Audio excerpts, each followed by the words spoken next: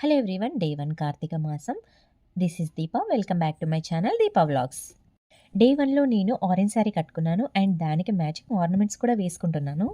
Orange colour sari ఎందుకు కట్టుకున్నాను అంటే ఆరెంజ్ కలర్ సంతోషం, ధైర్యం మరియు ఆశకి సూచిక.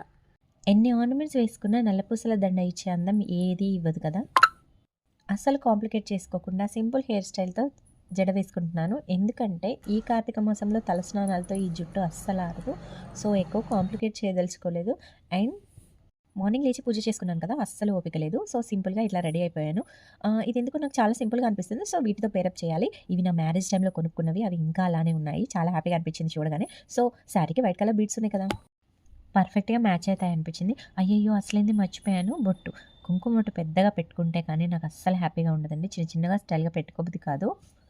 This is my final look. ఎలా ఉందో కామెంట్ చేయండి. ఈ శారీకి స్టోరీ ఉంది, కావాలంటే స్టోరీ అని కామెంట్ చేయండి.